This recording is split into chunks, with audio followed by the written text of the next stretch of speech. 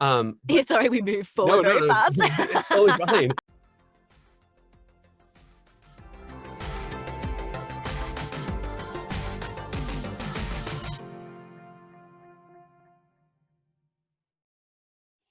Welcome to Behind the Slate, where I sit down with fellow voice actors and other industry artists to have a fireside chat.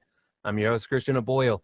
If you'd like to know more about me, please check out my website at christianoboyle.com.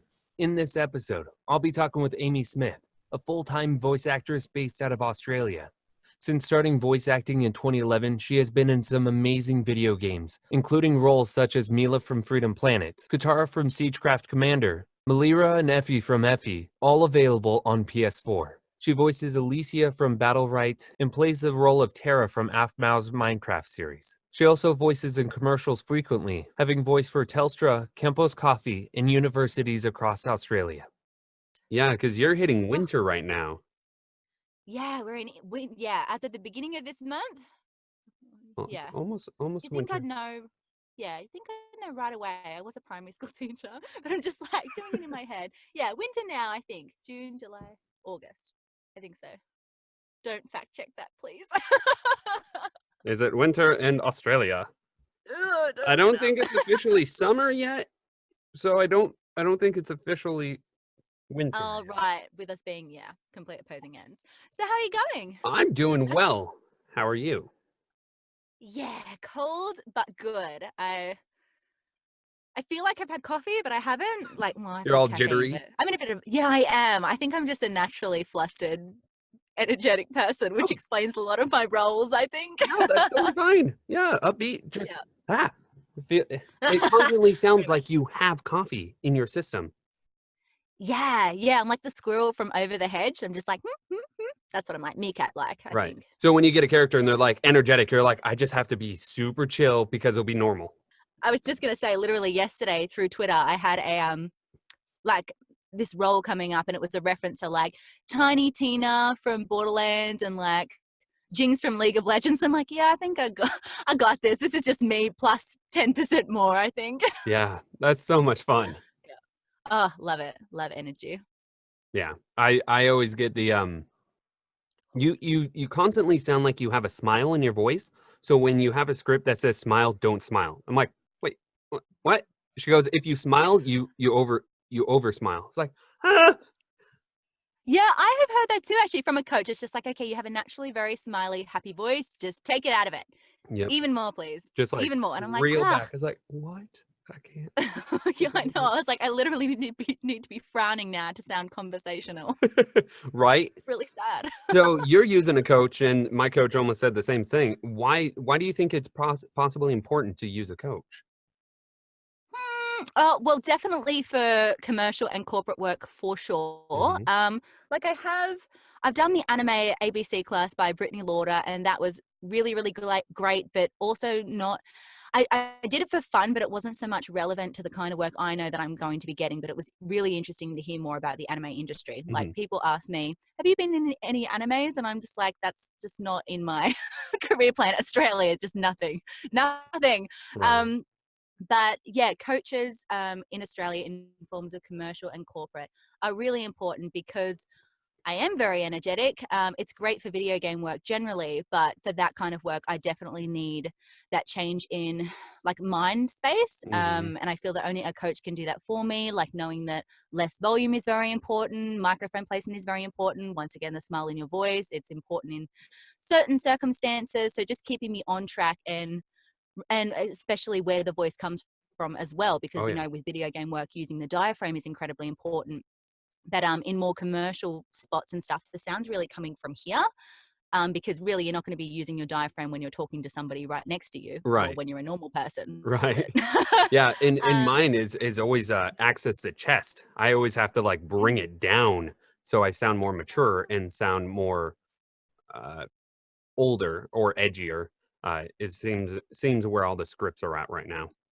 yes, and that's actually a really interesting point too, because obviously with a lot of corporate work, I think corporate as middle-aged, and I don't know if that's wrong, but that's just my go-to. And so when you are using your diaphragm to sound like slight, like just to have that deeper sound, to sound a little more mature, you can also hear you using the diaphragm. So it's also just a really funny place, because I know that American commercials differ quite differently from Australian ones. Like Mm, our trend is just very intimate, very up close, okay. very like very whispered basically. So it's a really funny place for me specifically to be in, and obviously like probably for you as well.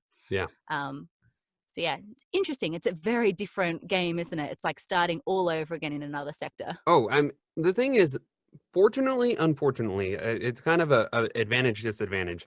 I'm still fairly new in voiceover. I think a year and a Mm, half is where I'm at right now. mm, So I haven't ventured far enough to have a track in terms of like this always works for me. So I'm like, I'm mm, gonna hone everything in so that way, hopefully, when I start making progress and stuff, I'm already there and stuff mm. like that. So I'm already working with coaches and stuff like that. So that way, when I do get into the opportunity of doing commercial work or explainer videos, I already have the knowledge of how to approach those scripts.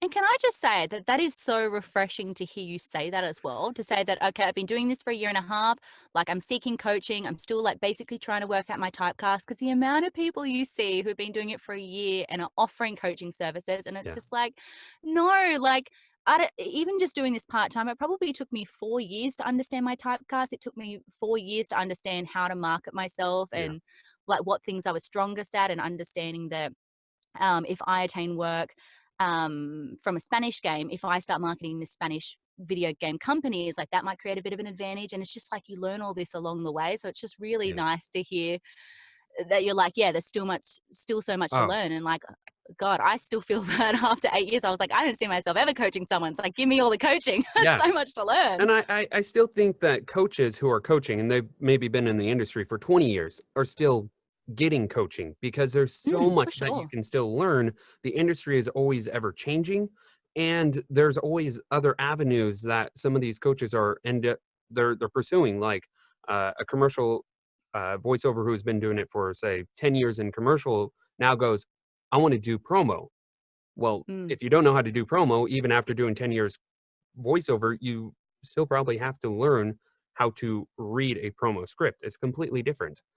mm, I think a coach is always necessary, especially in the beginning when you're still trying to, like you said, hone. Um, mm, the disadvantage that I think with being only in the industry for a year and a half is when I am reaching out because I'm doing direct marketing to clients and mm. businesses. Well, they go, "Oh, how long have you been doing this?" A year and a half. Okay, so you're not, you're new. Yes, Just I'm say new, but doesn't mean long enough. I'm new. It doesn't mean that I sound listen to my stuff. You can You definitely do hear. not sound new. I have to say, I thought you were at it for a long time. Oh, There was thank a you. job that, yeah, I can't remember the audition too. Um, but I actually thought it was a male female role. So like either gender could apply, and it was on Casting Call Club. And I heard your interpretation and I was like, oh, this is really, really good. And obviously like I'd seen you on Twitter and stuff like Mhm. that. But yeah, just that was the first piece of work I'd actually heard you do. And I feel so bad. I'll have to look back and see if I can find it for you and be Oh, like, it's this is okay. the one I was talking about. But yeah, just really nice tone. You sound a lot more experienced than a year. Like in terms, you can hear the microphone placement experience Mhm. that you have. So no, very impressive for a year and a half. Thank you. I reckon just tell people 2 and it will sound so much better. Yeah, and, You can get away with it. sometimes I round up to 2, depending, Yeah. but I don't have the experience. Not the I don't have the resume, so when they're like, "Hey, can you send me some of your most favorite work?" I'm like, I can't. I have 3 pieces where I can say, "I honestly can share this with you," um, Mm, because some of the stuff just won't get their attention, as it does in the community, the indie community. mm. So can you send me your work? Yeah, here, what I have. Everything else is in development. Is kind of where I'm at right now.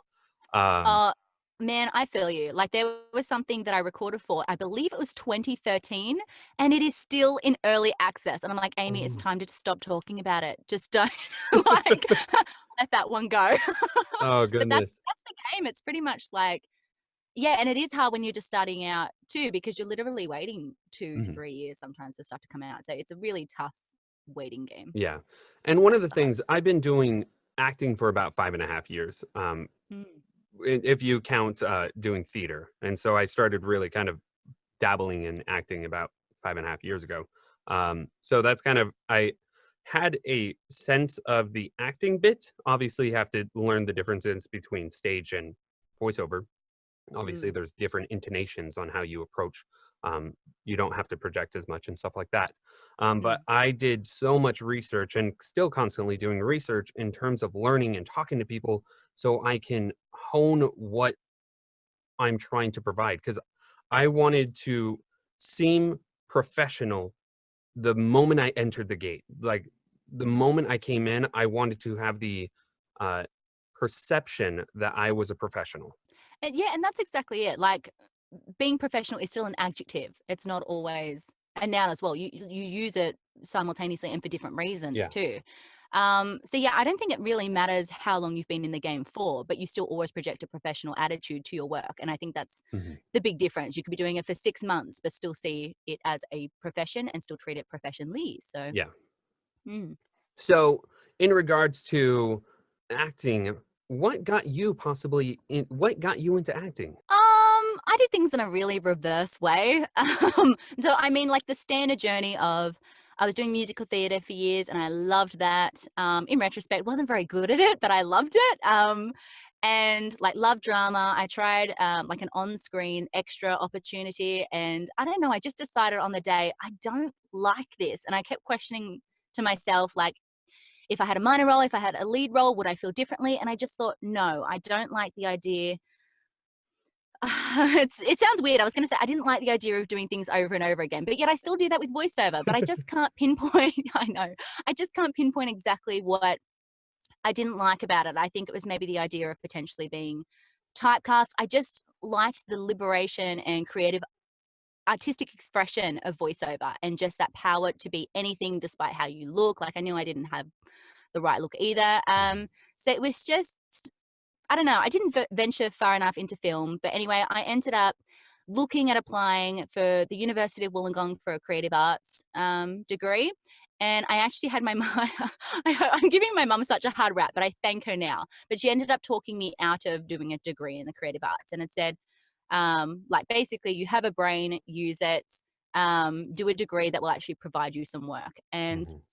I ended up changing it. So I did the audition and then I never found out if I got in because I changed my preferences. And then I did a Bachelor of Primary Education.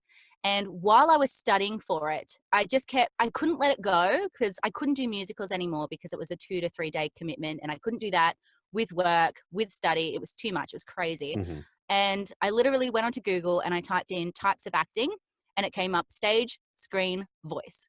And I thought, I'd never thought of voiceover before, like a lot of people do now. You know what I mean? Yeah. It seems crazy to us being in the industry and being like, how could you not think of voice? I mean, your elevator talks to you, your phone talks to you, the games talk to you, like everything.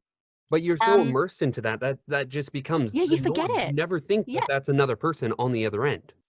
Yeah, and it seems really stupid to say it now because it's around us so much more now than it even was 8 years ago. Right. Um, but yeah, I saw it and I literally and this is what I don't quite get, like with some people who are like, "Oh yeah, I want to voice act, but I don't know how." Because I literally saw voice acting and that night I put in voice acting jobs and the voice acting club came up and the voice acting alliance came up. So I was like, if you really want to do this, you have Google at your fingertips.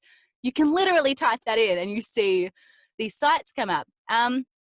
And literally, I think I started that night. I had a little inbuilt microphone in my Mac. I was under a staircase. And on those 2 sites, I miss the voice acting club so much. They're just a Facebook group now, but they were amazing. The amount of Hmm. stuff that I ended up booking, like, it's just awesome.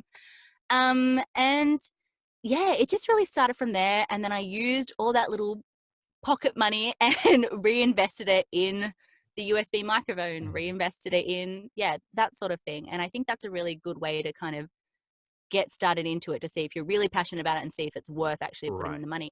Um, but that's pretty much where it started, like really basic, those 2 websites. And since then, I've tried the play to plays, had a look at new marketing techniques and a lot of Mhm. research. There's a lot of research in voiceover that I think Definitely. out there to read. It's Right. awesome. Yeah. And Mm. I came around when that was around. Casting Call Club and Voice Ah, Acting Club were already established. Um, and then there was a pay to plays, but I was like, I'm not going to touch those because I don't know if this is right for me. mm, No need to invest in a pay to play if I don't know if this is going to be what I'm going to continue doing or if I'm even good enough. So I want to hone my craft um, learn as much as I can, start working with a coach, and then invest into a pay to play. Because obviously, if you're not ready personally or as an actor, you might win a gig, you might win two. But Hmm. if you're trained and you're prepared and you understand how to use your voice, you can win 10 to 15 in the same amount of time. Which Excellent. I love your attitude. That's great because not enough people have that. Like, so many people, they come into this and say, oh, yeah, I've seen voices.com. Because obviously, like, now those sites are the first things to come up. of course. Like, it wasn't when, even though they've been around for a long time, I don't remember those sites being the first ones to pop up when I had typed in voice acting jobs. Right. But yeah, so a lot of people think that that's the only way. And I mean, you can still book some things on there, but it's not a training ground. And I think Right. that's the big thing that, yeah, people need to be understanding. And like, I still find to this day that my best way of booking work is Twitter marketing.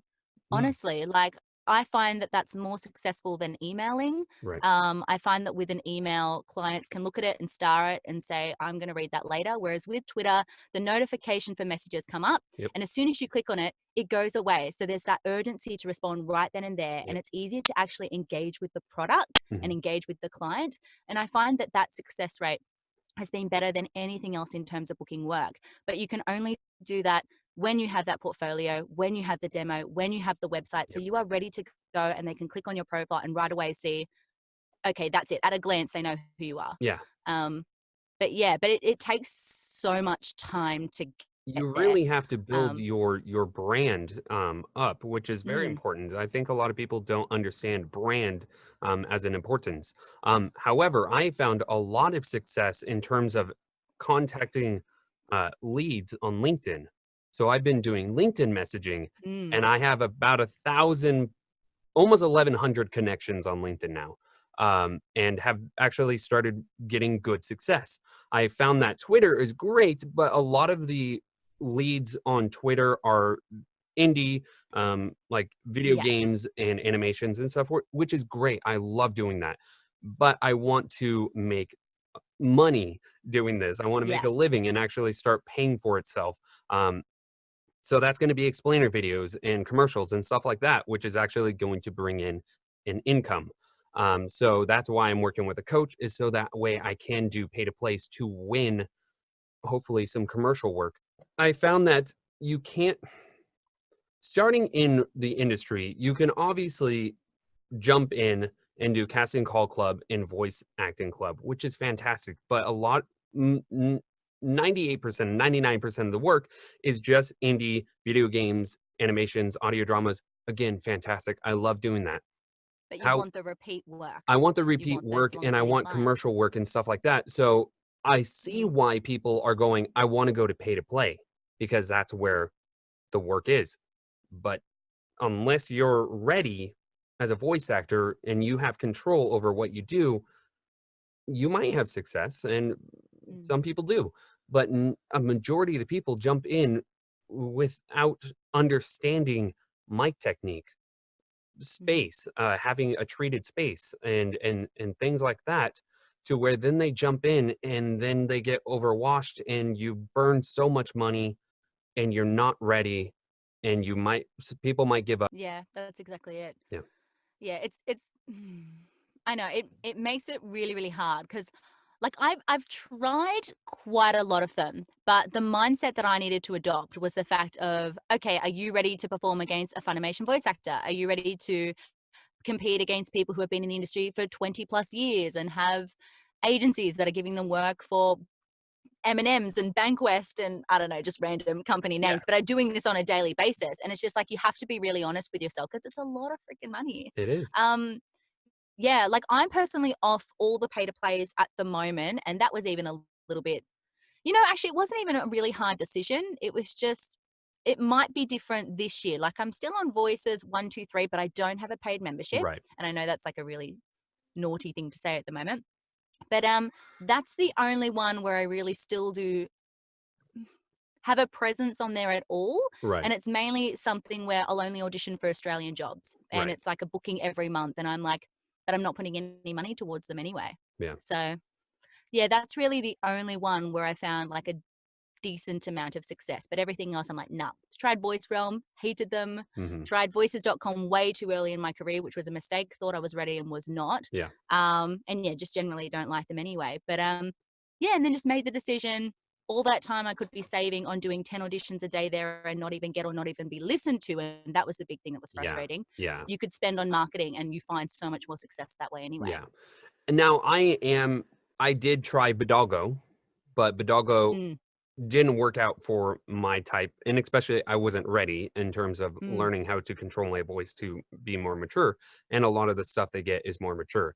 So I ended up quitting my premium and kept my account. I actually just got contacted from someone from my Bidalgo account, and I did 35 words and made 200 euro. Um, but again, it wasn't something that I was ready for, so I ended up stopping. That was like $35 a month. So that was why I took the leap into that. I did invest into voiceovers.com because they seemed very I loved how open they are and the approach on how they're trying to change the industry standard for pay to play.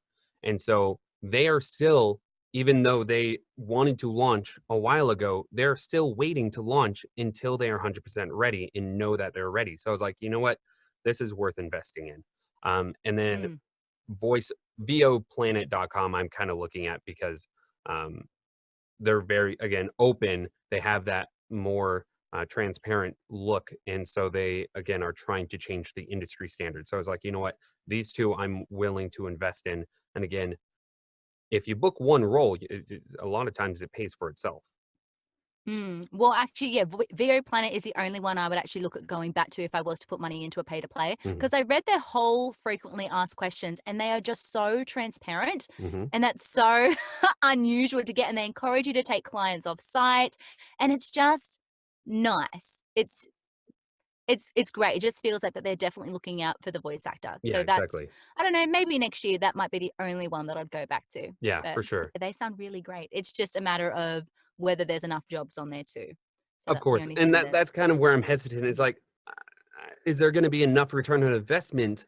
And am I going to get enough auditions to make this worthwhile? Yeah. I don't know. Hopefully. But you never know because you can't see it without being invested into it. Without being on there. Yeah, Yeah, that's exactly. exactly it. I think you can actually email them and they can show you a sample though. I think I remembered reading that at the bottom of the frequently asked questions. So maybe just check that out.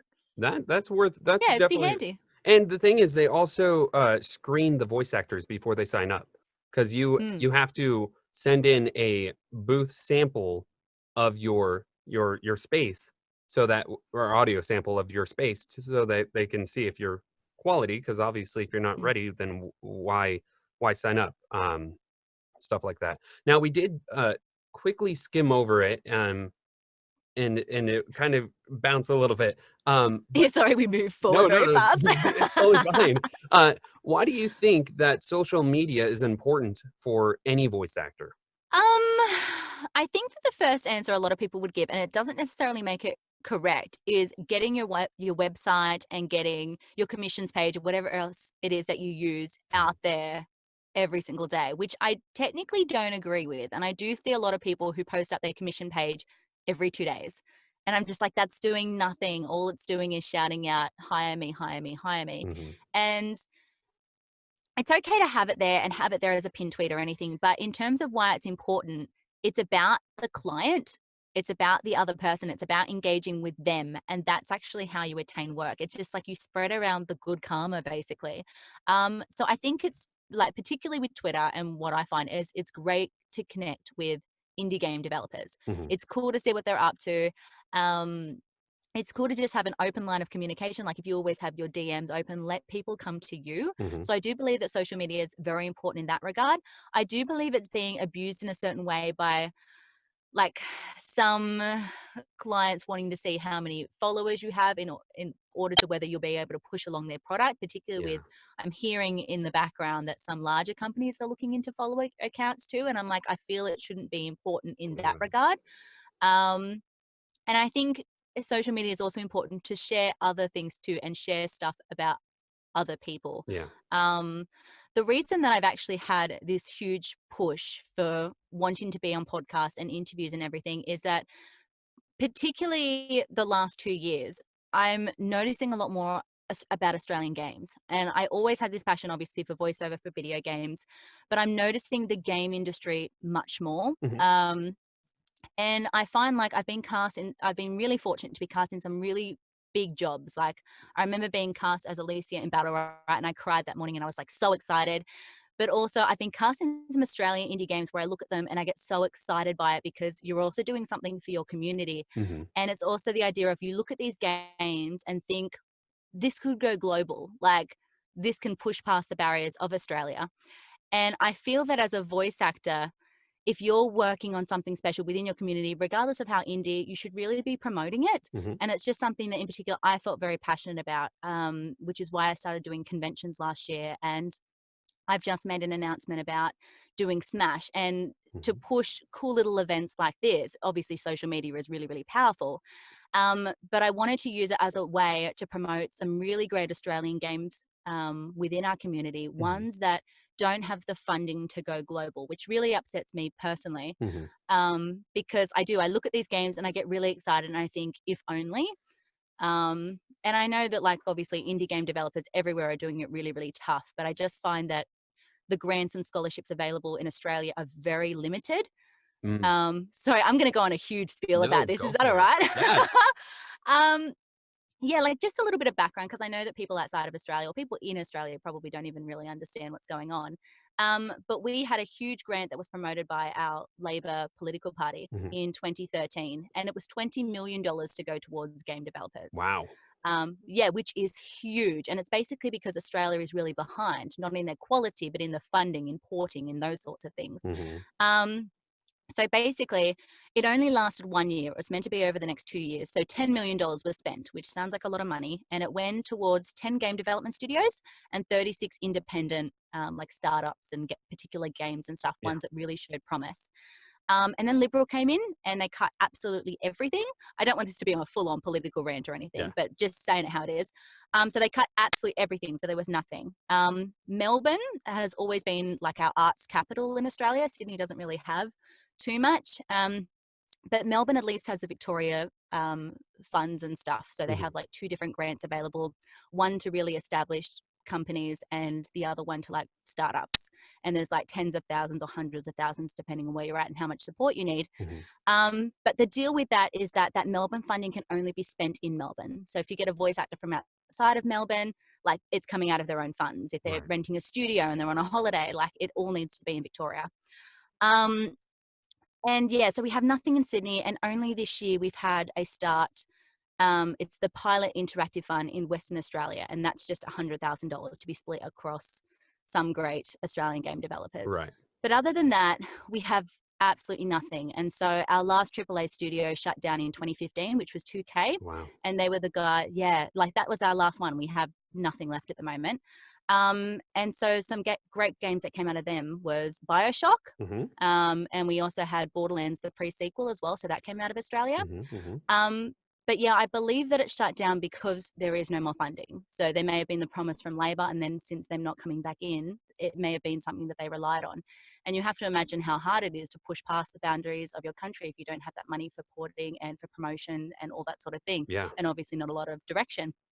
Um, so I think it's a little bit upsetting because I've been reflecting a lot on my job and seeing that I contribute to a lot of games overseas, which I absolutely love doing. Mhm. But Mhm. I kind of thought that I would like to promote the games more from Australia and I Mhm. want to contribute to more of them and use that social media platform a little bit to get the word out there. Yeah. And so that's something that I feel increasingly passionate about.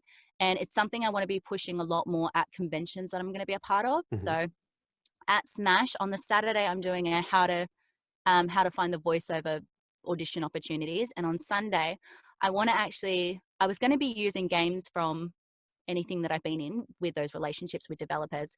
But I kind of thought to myself, I've been a part of enough Australian games now where I want to push the focus on them. Yeah. So I had asked Christopher Galea, who makes Brimstone Brawlers, which I just announced last week. Mhm. I've asked Invert Mouse, and you can literally find them at Brimstone Brawlers at Invert Mouse, who's making Clear, which is coming out on July 10th. Mhm. And the other one is Latched Up Games, who made Aluna and Brie and Max's Big Bust and stuff like that. These are three great Australian developers that I've worked with in the past and are just phenomenal and have so much potential that I want to push on my Sunday convention Mhm. for people to come up and audition for their games and give out prizes and just have their social media available and just shed a little bit more light on it. And I want to be filming it too, so that once again, it can go out a little bit further, Yeah. because the greatest ways to support these indie developers is to buy their games. And Mhm. then that leads to potential publishing opportunities and can Mhm. get the word out, because we make great games, but we just don't have government support, which is really sad, Yeah. depending on where you're living. Yeah. So sorry, this is like a huge segue, but Oh, basically links to the power of social media. And it's not about you all the time. It's just, if there's something you're passionate about, use that as a platform. for Because sure. it's been the last 2 years where I'm just like, I don't understand it. I don't know why. I look at this stuff and I just think it's competitive with this other thing that I've been in, but it's just not It's having the not same getting as much results. traction. Yeah. Well, Yeah, and that I think it's just funding based. yeah, that totally makes sense. And I do like finding that social media is a way to connect the community and other smaller um, productions and communities, so that way it can go global.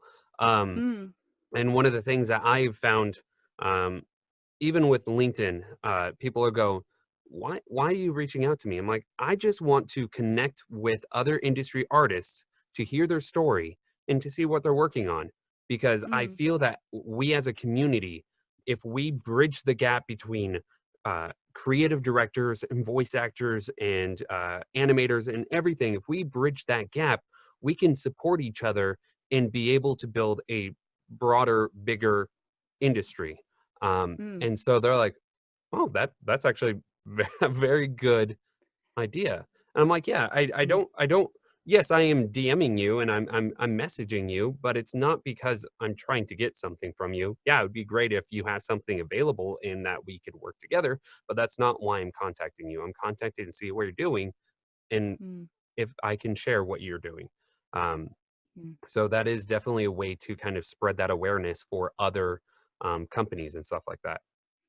That's exactly it. Like, I think people forget that marketing isn't just, "Oh, here I am. Hire me." It's not that. It's about forming genuine connections as well. Oh Like, yeah. if I see any Australian indie dev, I'm going to shoot them a message, and like, obviously, if I love that work, once again, bringing in the genuine nature. But it's just like, I really love what you're producing. Like, where are you from? Like, how did you get there? Yeah. And yeah, that's really important because you're supporting your community too. And it's interesting. Like, I actually really like hearing more about the game development industry and how Mhm. it's going in Australia, because it directly impacts you as well.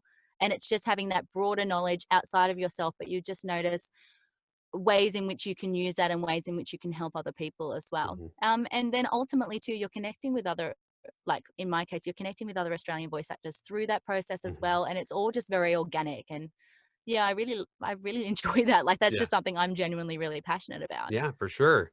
Now, when it comes to, say, these opportunities to audition for Australian game companies or just companies in general, one of the things that is probably important is to get your demo in front of them so that they can get an idea of what you sound like and your profession and your delivery and stuff like that.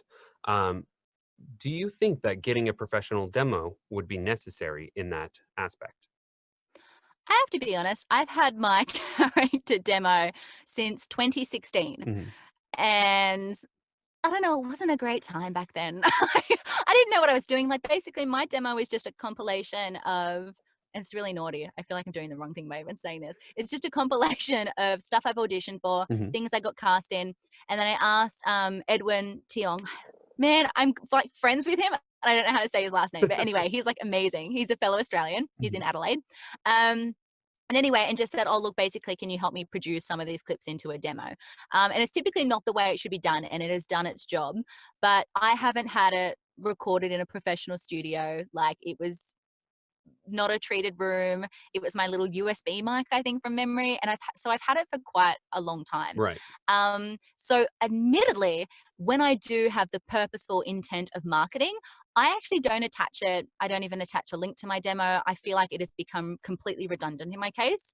So I have it on my website, but I don't actively make it aware. I would rather put in my visual 2018 character demo reel. I feel that's more relevant to the work that I'm getting booked for. Of course. Well, obviously, because I've already been booked in them, but it's more relevant to the vocal types that I can produce.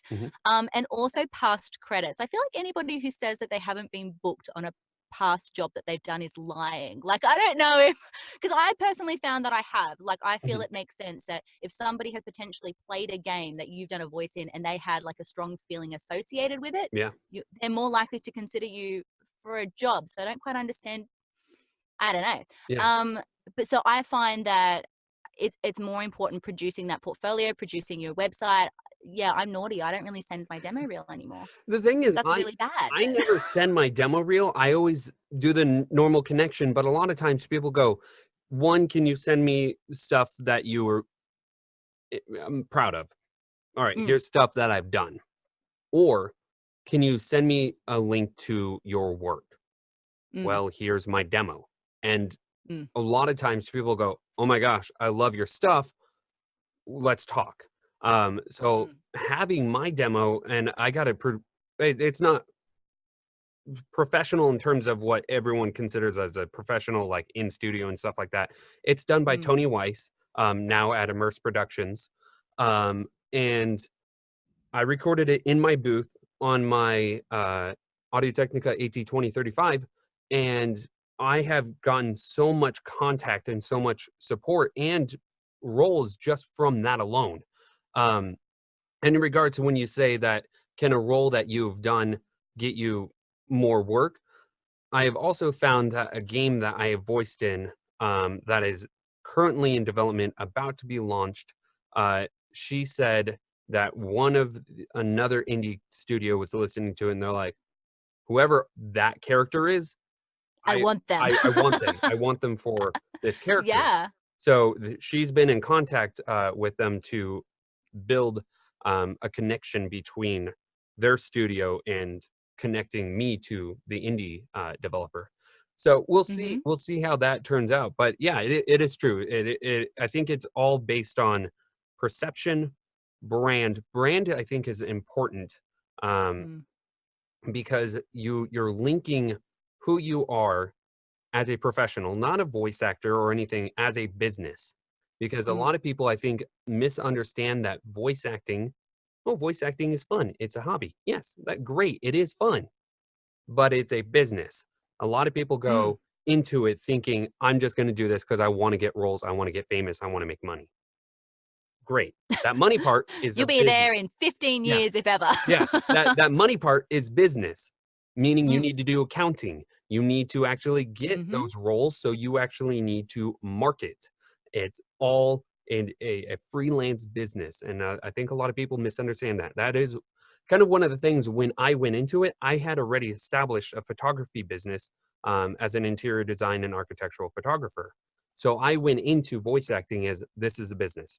Whether I am going to be a full-time voice actor, I'm going to treat this as a business. And so I hit it immediately, investing in the proper things. I didn't go USB mic. I went immediately, got an XLR mic, and started building everything before I even did my first audition. And so I think the branding, I think I get passionate about branding. It's because I think a lot of people either don't have a website, or their website is a mess, or they go, here's my put together demo. Sorry. But I mean, No, you're doing great. no, sometimes it works for people, but a majority of the time, I don't think it's going to work for a lot of the indie community, because though there can be every once in a while a great project, there's not going to be, I think, enough great projects to make a complete demo. And so I think that investing in, obviously don't go to Chuck Duran in LA to get a demo, contact Tony at Immerse Studios, Bell, Mm. I think Min and Joshua Waters also do demos. Like, contact them because they're going to produce you a great demo that will last you a while until you're ready to go to Chuck Duran or Yeah. a studio. Yeah, I completely agree. I think it's okay to get something started, particularly if you have no portfolio of work and you're literally just relying on the public casting calls, then you probably do need one. Mhm. Like, just something for now. Like, obviously have some of that try to get as much experience as you can first, because you don't understand what you're going to be cast as when what you do put on the demo, because I think that's a big thing of what I'm looking at the moment with my demo. Like, I've already planned to have it done with Sound Cadence Studios, because I'm Right. like, no, I'm ready. Like, I've learned so much just this year alone of doing this full time and doing it every single day, Right. where I'm like, I understand my typecast very well. But listening back over my demo reel, I had this idea of it's all about doing these different voices, really. And it's only been the last few years where I'm like, no, that emotional believability is so important. And I think that when you're starting out, like, a lot of people don't quite understand that. So I know that a lot of mine is very cartoony. And so if I'm going to market my demo, which I now know obviously not to do, Right. and I'm going to market to a wartime game, it's not going to work at all, because they're just like, oh, look, we're not in need of a cartoony voice. Right.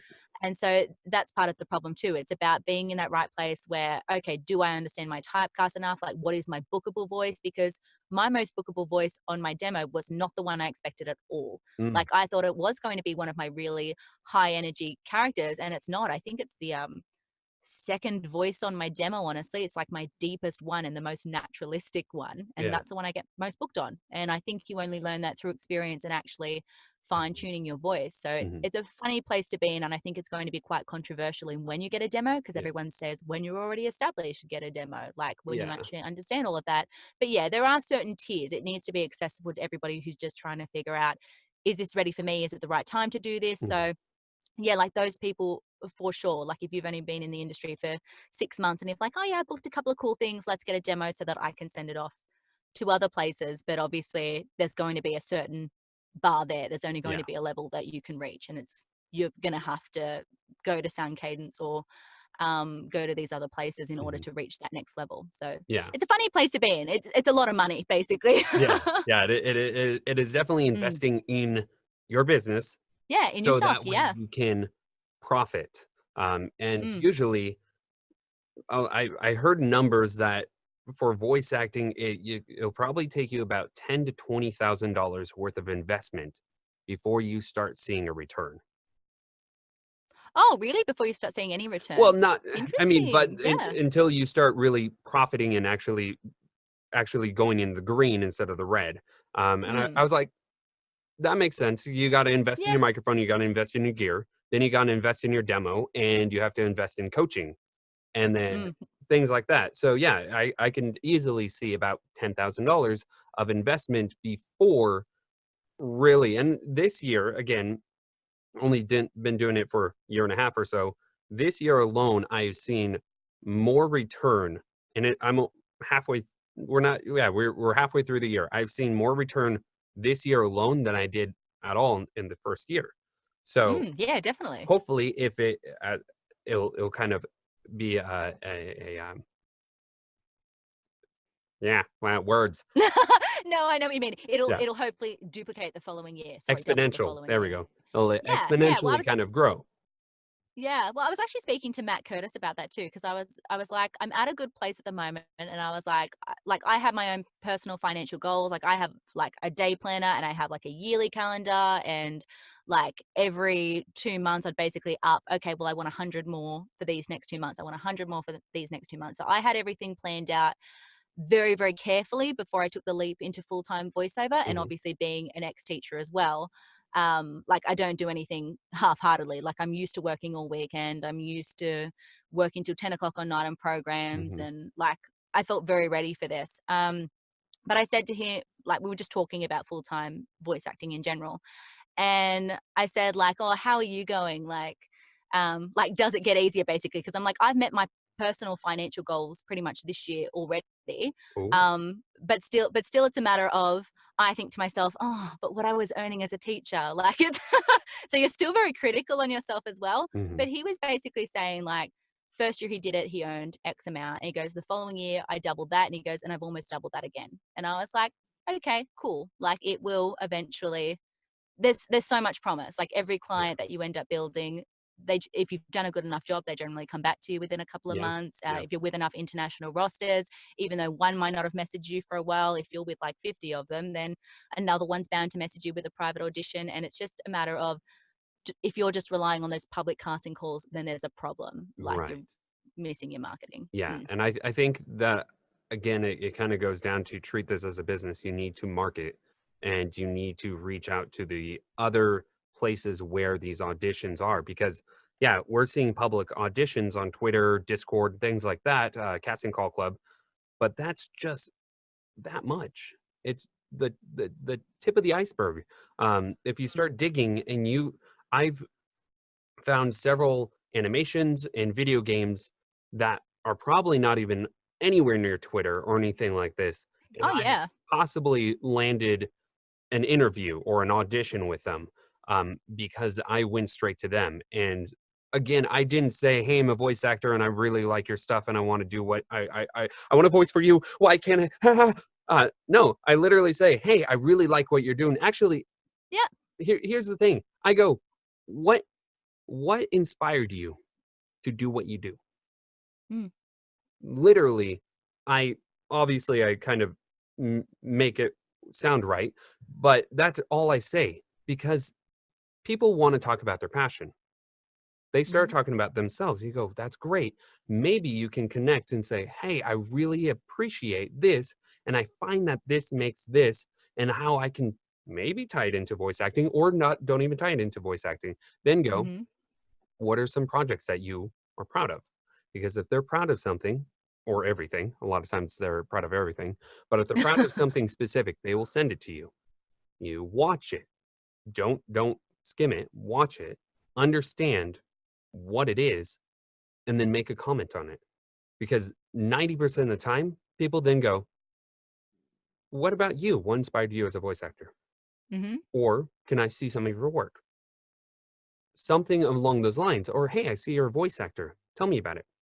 Exactly. Well, that's what I was going to say. Sometimes you don't even really need to say anything at all about who you are, because as soon as you take an interest in them, they're like, huh, I wonder who you are. Like, it's really Yeah. nice that they did this. And they glance at your profile and they're like, oh, they are a voice actor. And then if they're interested, like, you don't even need to mention it. And I think that's Yep. something that a lot of people are missing. And yeah, in terms of treating it like a business, I just think that's the main distinguishing factor. Like understanding that you're not going to be in the booth for 8 hours unless you're like super amazing and super famous. You're not going to be in the booth 8 hours every single day, and that's your life. You're going to be spending 2 hours doing tax spreadsheets, which today's Friday and that's what I need to be doing, Well, and sending off, yeah, I know, and sending off tax invoices and doing your 2 hours a day marketing. Well, mine's 1.5 hours to 2 hours a day marketing. mhm. Obviously differing depending on how many jobs or how many auditions. And Right, of course.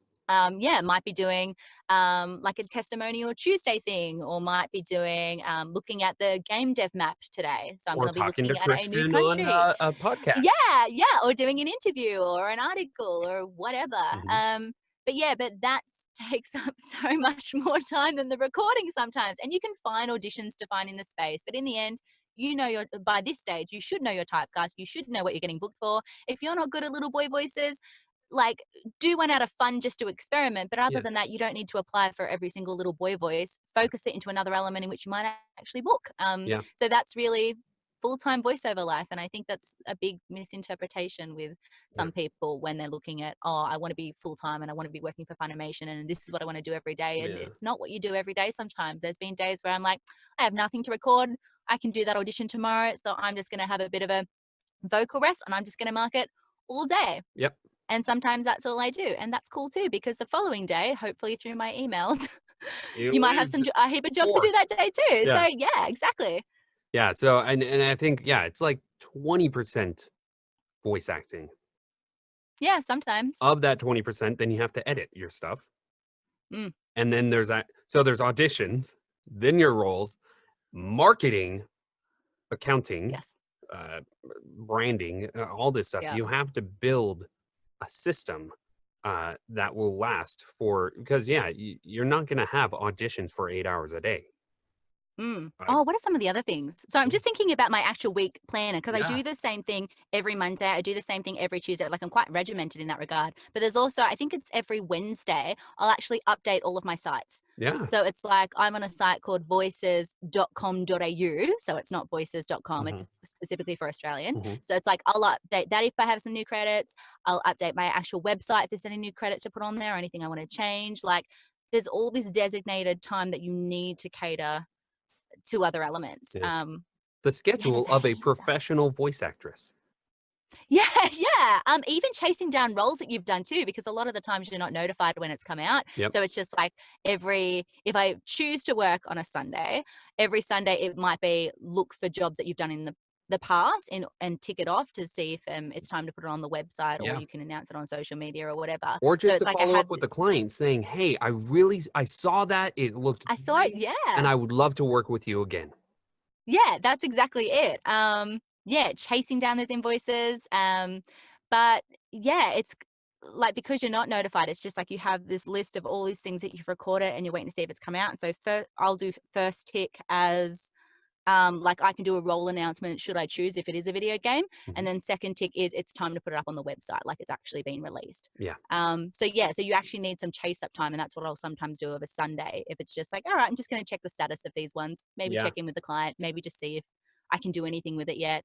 Um, yeah, it's a lot of time. I wish I had more time actually in here. If I was into audiobooks, maybe, but I just realized I don't have the stamina for that. I did one like 2 days ago. I did one chapter, and I almost died afterwards. I was like, I cannot do this. It took me like an hour to do 20 minutes, and nah, No, no. nah. The thing is, I struggle with long form narration. Not Mm, I won't touch it because I will say the average is 70 mistakes per hour or something like that. I don't know. oh, really? Maybe Oh. 700 mistakes per hour. I don't remember. Yeah, depending on the Yeah. person, you know.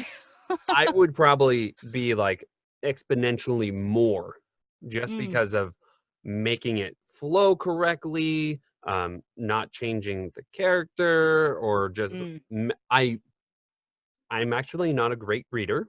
I've improved since starting voice acting, but I sometimes struggle reading children's books with my daughter. Not like horribly, but I mess up on words like all the time. It's just I've never excelled at reading, which is fine. Uh, yeah. but so then they're like audiobook narration. I'm like, nope, Eh. No, thank you. nope.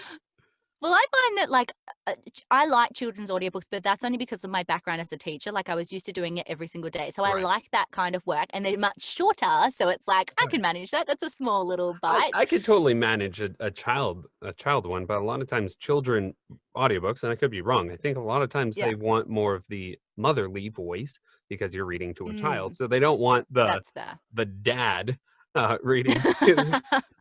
I'm a But cool why dad, I not? swear. Yeah, I find because the book that I ended up doing, it was quite unique, because it's nonfiction, but it's from a person's point of view. So it was conversational, but in an audiobook Oh, type of way. So with mhm. this one, I was like, oh, this is a weird place to be in because it's an audiobook. So it should sound like somewhat like you're reading, but also you're a person. And it was just like a Yeah. really fine line to balance. I'm like, man, this is hard.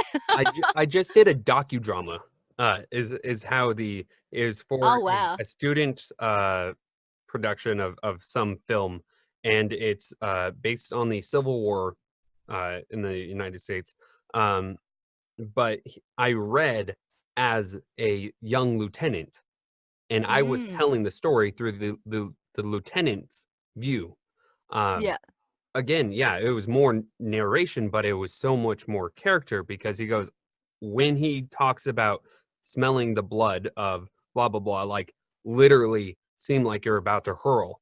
I was like, Mm, okay, I can totally do this. So I was able to act through that, um, mm. which was totally fantastic.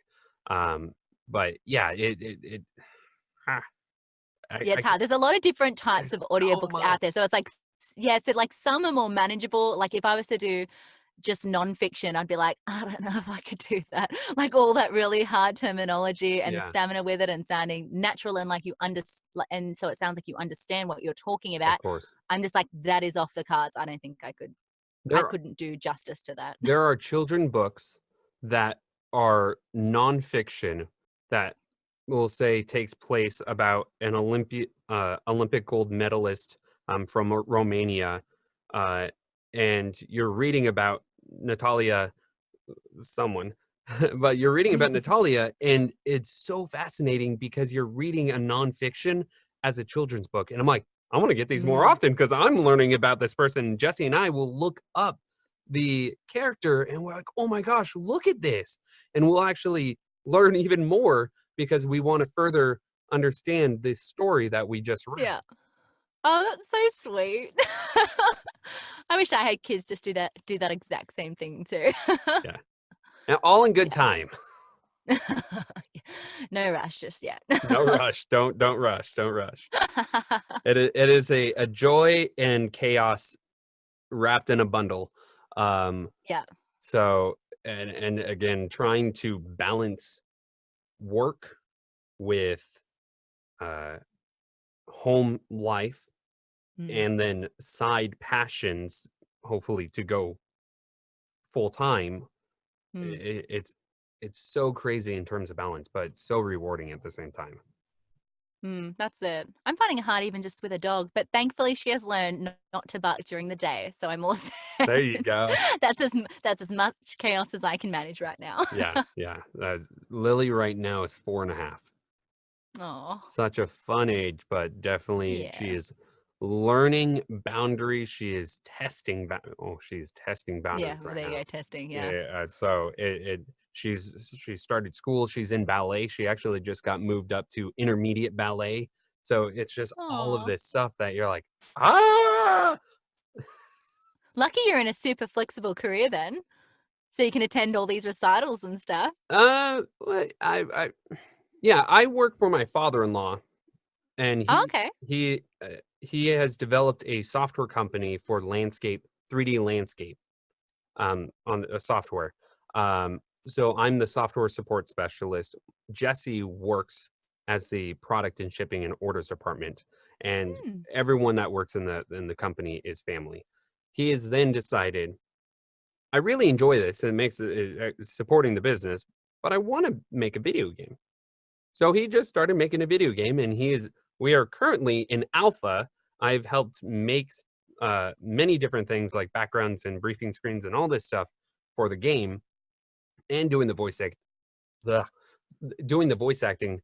And that's actually how I really started investing into voice acting, because I thought about it, say, 10 years ago, and then I watched voice actors do what voice actors do, and I went, that sucks, because I would never wanted to repeat lines over and over and over until you got it right. And I was like, nope, so I dropped mm. it out of my mind. But then he goes, hey, I'm thinking that I want everyone to voice in it. I was like, great, I have a microphone. We'll just set it up in the room and we'll be good. We can just do it. We are set. And Yeah. we'll do it in a quiet room and that's it. I started doing research for voice acting. I went, I was like, this is intense. There's a lot Mm, going on. I like it. mm. And Yeah, therefore it's easy everything to get hooked. everything kind of just rolled from there. But Mm. uh, it has been a wild and fantastic ride so far. Yeah, it is. It's a really exciting journey because you're always waiting on that next thing. Hmm. And I know that that's the impatient part, but it also just builds up the anticipation and the excitement for it too. Hmm. So yeah, that's what's cool. And you always think, oh, maybe this game that's released will open the door to that next thing, Of and you course. just don't know what's on the horizon. So that's what's so magnetic about this career, Yeah, I for believe. sure. Now, Mm. is there a project that you are most excited about? Well, I'm sure you always hear like it's hard to you smiled right away, you know what I'm gonna say. It's always hard to announce that next thing. Yeah. Um, but yeah, of late, like had a lot of announcements. Like obviously, I can announce I'm a part of Brimstone Brawlers. Not sure the release date for that one though, Hmm. maybe towards the end of the year sometime, I'm not sure. Hmm. Yeah, it's just been the month for Aussie developers. It's really cool. And Invert Mouse is doing Clear, which is coming out next month on the 10th of July. So it'll be coming to Steam. In terms of what else I can talk about, I can kind of like half mention. I can't mention the character, but I can announce that I'm a part of Crush Crush, and I'm really excited for that because I remember some auditions that had come out years ago, and I don't actually know if I auditioned, but either way, I wasn't a part of it. And it was so nice now to like remember it from years ago and be like, oh, I get to be a part of it now. Yay. But yeah, I was really, really excited about recording for that one, and I can't wait to actually talk about it. But that's kind of the only other one. But I Awesome. will say, that there's been a lot more Aussie independents that I've been working with, which is really, really cool. And they're doing once again, some stuff that I haven't seen before in games, which blows my mind. So I can't wait to talk more about them. But yeah, and then just some basic commercials and stuff that I can't say anything yet. Okay. Now, you do share on your Twitter quite frequently when you get the opportunity to announce. So where can people go to find more about you and more about your work?